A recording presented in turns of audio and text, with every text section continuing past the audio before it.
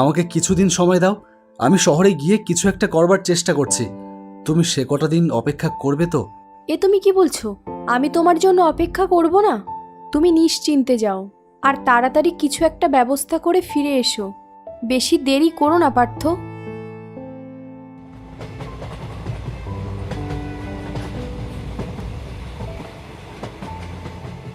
এ কি আপনি আপনি এরকম করছেন কেন? কি হয়েছে আপনার? আপনার শরীর ঠিক আছে তো? আরে শুনছেন, আপনার কোনো অসুবিধা হয়েছে? ভিডিওতে লাইক করে চ্যানেলটি সাবস্ক্রাইব করে রাখুন যেন পরবর্তী ভিডিও মিস না হয়।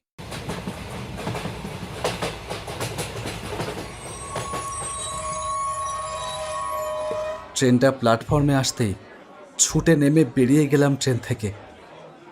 দাদা, ও দাদা! না, কে রে বাবা লোকটা? কিন্তু ভাবসাব সুবিধার লাগছে না। এরকমভাবে লোকটাকে ছেড়ে দেওয়াটা কি ঠিক হবে? যাই দেখি।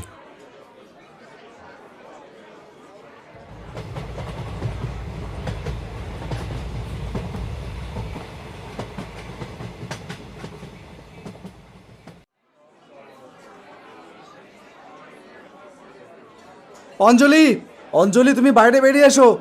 অঞ্জলি! তুমি এখান থেকে এক্ষুনি চলে যাও পার্থ। আমার আর আমার বাবার মান সম্মান ডুবিও না।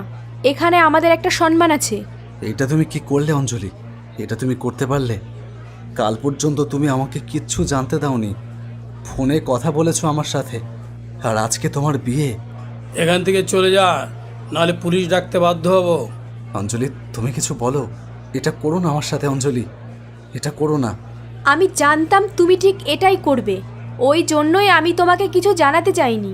ঠিকঠাকভাবে বিয়েটা হয়ে গেলে তুমি পরে জানলেও কিছু যায় আসতো না আমার। কি হতো তোমার ওই সামান্য কটা টাকা চাকরির মাইনেতে? আমার যার সাথে বিয়ে হচ্ছে সে একজন মস্ত বড় ব্যবসায়ী, আমাকে পুরো রাজরানী করে রাখবে। এই তুমি এখান থেকে যাও তো, না হলে আমি তোমাকে হ্যারাসমেন্টের কেসে ফাঁসিয়ে দেব। নিজের জীবনটা নষ্ট না করতে হলে এক্ষুনি চলে যা, নয়তো আমি দারোয়ানকে ডেকে মারতে বাধ্য হব। অঞ্জলি, এত বড় অন্যায় করলে? আমি এখান থেকে যাব না। আমার সাথে তোমাকে যেতেই হবে। আমি এখানেই থাকবো, আর তোমার হবু বরকে আমি সব জানাবো। এই তোরা কে কোথায় আছিস রে? একে পিটিয়ে এখান থেকে বার করে দে। এই এই চল এখান থেকে, ফট ফট ফট! কে বাড়া? কে হয়েছে? চল বেরাও। হাট!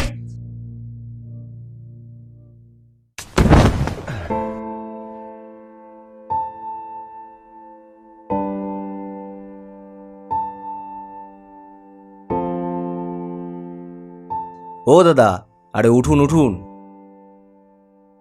আমি সবটাই দেখেছি। এ কি, আপনি আপনি আমার জন্য ট্রেন থেকে নেমে এসেছেন? কি দরকার ছিল বলুন তো আপনার? আরে কোনো ব্যাপার না, আমার এমনিই এখন কোনো কাজ নেই। তারপর আপনাকে দেখে আমার ঠিক কেমন একটা যেন মনে হলো, তাই এলাম আপনার পেছন পেছন। তারপর যা দেখলাম, কি আর বলি বলুন। এই পৃথিবীতে আপনার মতন লোকও আছে, আবার দেখুন অঞ্জলির মতন মেয়েরাও আছে। আচ্ছা চলুন, অনেকটা চোট লেগেছে, আপনাকে ডাক্তারখানায় নিয়ে যাই। তা তোমার বাড়ি কোথায়? তোমাকে বাড়িতে পৌঁছে দিই? আমি শহরে যেতে চাই, এখানে আমার আর কিছু নেই। আমিও শহরেই যাচ্ছিলাম, ওখানে একটা ছোট মেসে থাকি আমি। আপনিও চলুন না আমার সাথে। আপনার নামটাই তো জানা হয়নি। আসলে মাথা ঠিক নেই তো। আজ ওদের ফুলশয্যা। আমি কিছুতেই অঞ্জলিকে ভুলতে পারছি না। অঞ্জলির সাথে কাটানো আমার সেই সময়গুলো কিছুতেই ভুলতে পারছি না, জানেন? ভুলতে হবে দাদা, জীবনটা এরকমই। সব পথই যে একদম তেলের মতো মসৃণ হবে তার তো কোনো মানে নেই। কয়েকদিন আমার সাথে থাকুন, আমরা এখানে কয়েকজন বন্ধু মিলে থাকি, সবার সাথে মস্তি করুন, দেখবেন আস্তে আস্তে সব ঠিক হয়ে গেছে। আসলে সময় হচ্ছে এমন এক প্রকারের মলম, জানেন তো, যা ক্ষত জায়গায় ঠিক প্রলেপ দিয়ে দেয়। ও আপনি দেখতে পারবেন না। অঞ্জলি, অঞ্জলি, তুমি এসেছো? আমি জানতাম তুমি আসবে। তুমি তো আমাকে বলেছিলে যে দুজনের মন যদি এক হয় তাহলে তাহলে অল্প টাকাতেও রাজপ্রাসাদ বানানো যায়। চলো চলো, আমরা নতুন করে একটা ছোট্ট কুঁড়ে ঘর বাঁধি। আমরা নতুন করে আবার সব শুরু করি অঞ্জলি, আবার সব নতুন করে শুরু করি। কি হলো বার তো? কার সাথে কথা বলছো? এখানে কেউ তো নেই। এই তো অঞ্জলি বসে আছে, এই তো আমার পাশেই বসে আছে। অঞ্জলি, তুমি আমাকে চিনবে না, আমি পার্থর বন্ধু বলছি। তোমার কাছে একটা অন্যায় আবদারই বলতে পারো। হ্যাঁ বলুন, কি ব্যাপার? অঞ্জলি, পার্থর অবস্থা দিন দিন খারাপ হচ্ছে। ও কেমন একটা মেন্টাল পেশেন্ট হয়ে যাচ্ছে দিন দিন। খাচ্ছে না, ঘুমোচ্ছে না, শুধু সারাদিন বসে বসে তোমাকে কল্পনা করে আর তোমার সাথে কথা বলে। ডাক্তার বলেছে। রাবিশ, আমার অত শোনার সময় নেই। ফার্দার আমাকে আর ডিস্টার্ব করবে না। রাখুন ফোন।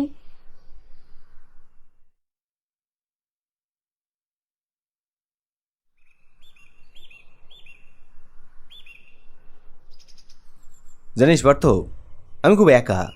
গ্রামে আমার মা আর একটা বোন আছে। বোনটার তো বিয়ে দিতে হবে, তাই শহরে এসে কাজ করে টাকা ইনকাম করছি, বুঝলি। আমার ইচ্ছা তুই সুস্থ হয়ে গেলে তোর সাথে আমি আমার বোনের বিয়ে দেবো।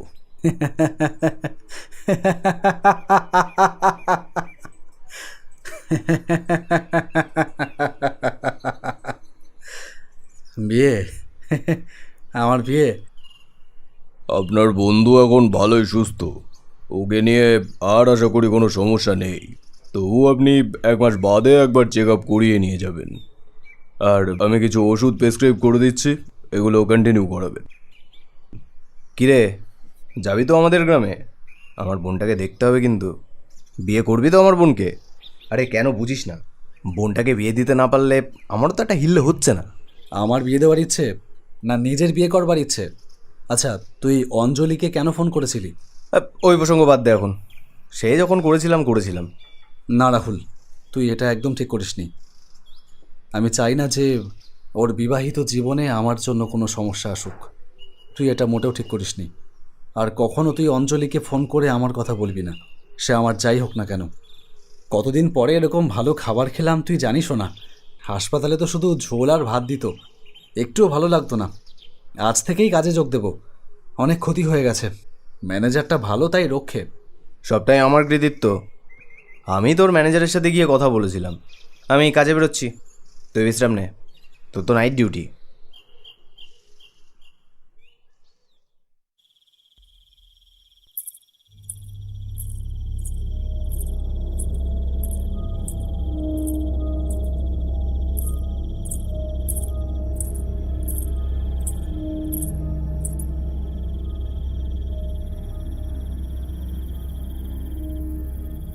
অঞ্জলি, তুমি তুমি এসেছো অঞ্জলি? তুমি কেমন আছো পার্থ? যেমনটা দেখছো, তোমার কথা মনে পড়ে না এমন একটা দিনও নেই অঞ্জলি। আমি তোমার সাথে সংসার করতে চাই। তুমি কেমন আছো অঞ্জলি?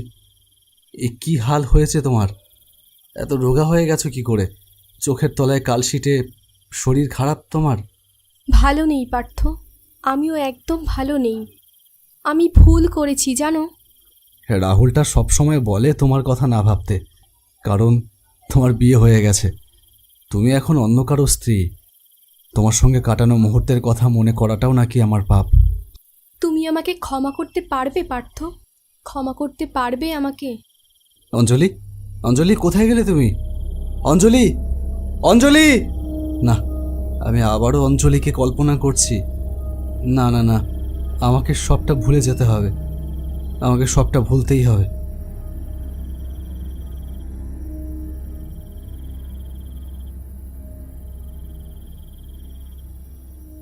হ্যালো রাহুল। রাহুল, অঞ্জলি আবার এসেছিল। অঞ্জলি আবার এসেছিল রাহুল। তুই আবার শুরু করেছিস? তুই তাড়াতাড়ি আয়, প্লিজ আয় রাহুল। আমার আর কিচ্ছু ভালো লাগছে না। আচ্ছা, আমি এক্ষুনি আসছি। আমি তোকে বারবার বলছি যে এসব আজগুবি কল্পনা করা বন্ধ কর।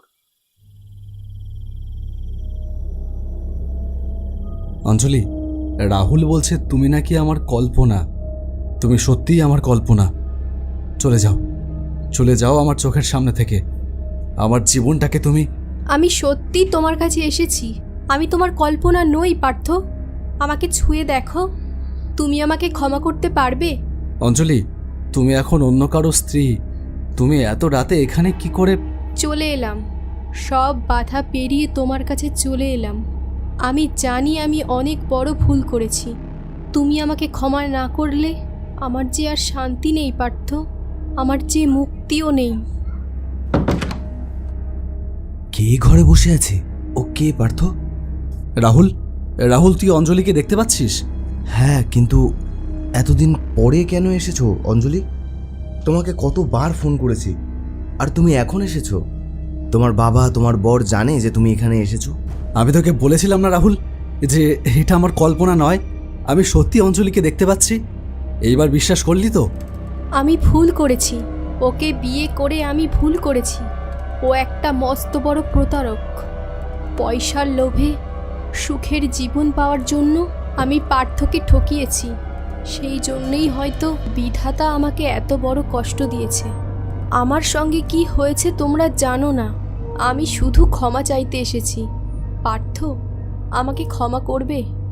ন্যাকা ক্ষমা চাইতে এসছে। এখন যাও, বাড়ি যাও। আমার আর কোথাও যাওয়ার জায়গা নেই। তুমি এখানে থাকতে পারবে না।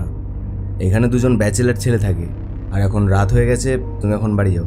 আমার কথাটা একবার শুনে নাও। আমি কোথায় যাব বলো? যাকে বিয়ে করেছিলাম সে ভীষণ নোংরা চরিত্রের লোক।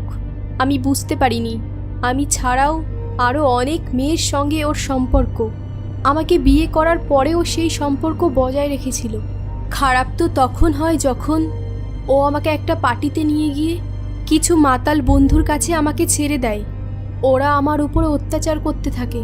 আমার ওই লম্পট স্বামী দাঁড়িয়ে দাঁড়িয়ে তা দেখতে থাকে। সেই দিনই ঘেন্নায় অপমানে আমি আত্মহত্যা করি। যদিও আমি মরবার আগে সমস্ত কিছুই আমার ডায়েরিতে লিখে রেখেছি, যাতে ওই শয়তানটার উপযুক্ত শাস্তি হয়। পার্থ আমাকে নিঃস্বার্থভাবে ভালোবেসেছিল। আমি তার সাথে অন্যায় করেছি। আমি শুধু চাই পার্থ আমাকে ক্ষমা করুক। আমি আর কিচ্ছু চাই না। আমি মৃত্যুর পরেও শান্তি পাচ্ছি না। অঞ্জলি, তুমি এসব কি বলছো? অঞ্জলি, অঞ্জলি! অঞ্জলি, অঞ্জলি, শুনতে পাচ্ছ আমার কথা?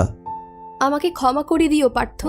আমি আর এই কষ্ট সহ্য করতে পারছি না। আমি মুক্তি চাই পার্থ। তোমার ক্ষমাতেই আমার মুক্তি। অঞ্জলি, আমি তো তোমাকে সেই প্রথম দিনই ক্ষমা করে দিয়েছি অঞ্জলি। তুমি একটা পরিস্থিতির শিকার অঞ্জলি। তুমি নিজের ভুল বুঝতে পেরেছ। এর থেকে বড় আর কিছু হতে পারে না অঞ্জলি।